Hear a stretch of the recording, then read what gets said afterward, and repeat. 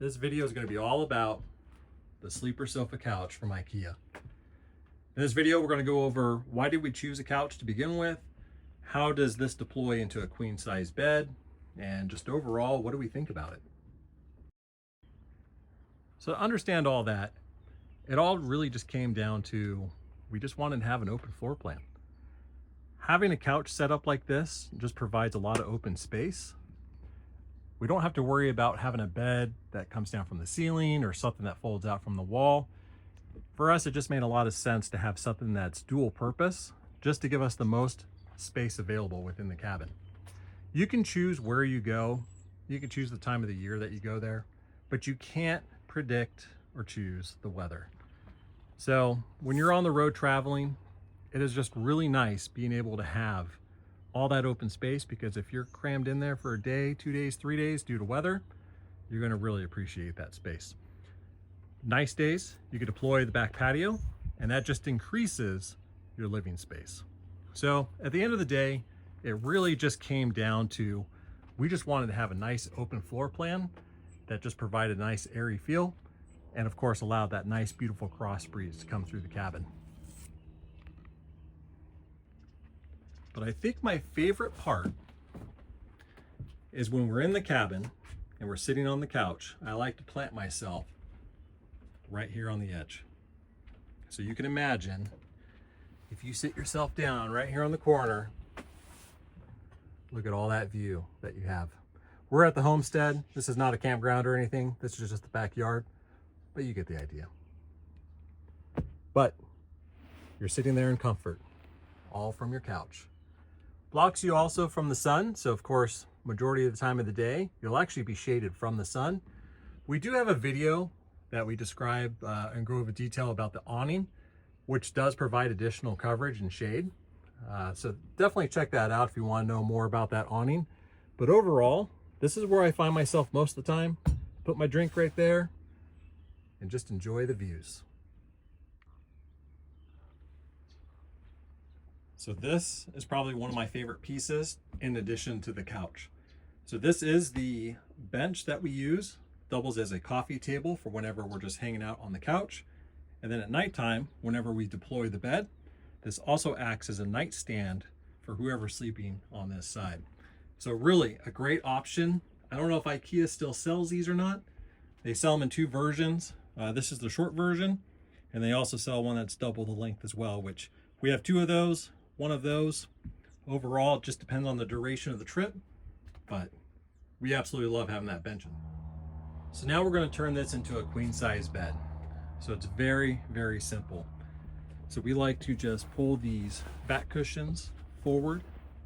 That way they don't fall into the storage compartment. There's a nice little pull tab right here. And we just lift up and it starts to pull out. And you can see now that it lifts itself up and it folds out. Still have room for that bench right there. Like I said, doubles great as a nightstand. And then you have this nice storage compartment in here as well. So this is where we store our pillows, all of our bedding, everything that we need to sleep at night. So we'll take all those items out, and then we'll take these cushions, and the cushions now go inside to the storage compartment. All right, so now that we've removed the cushions in the form of editing, we'll just pretend that they are down here. So all you do is you just grab the back rest right here. And there you go. We now have a full, true queen size bed. So this will fit all your standard sheets, your queen size sheets you get from Amazon or Target, wherever you may get those. It is fantastic. And like I said, having that seam right down the middle so each person has their own dedicated pillow top, and it's comfortable. I mean, you can only imagine you sitting on here. It's got the same pillow top. It's just a really, really comfortable bed. You don't need one of those mattress things that's, you know, got a little bit of padding to it. Padding is already built in. At the time that we purchased this couch, I believe it was $5.99 at IKEA. Looked recently and it's up to $7.99. So $800, it's pushing up there, but I think for the value of what you get, the storage capacity, and if you're looking for a layout like this, it just makes sense.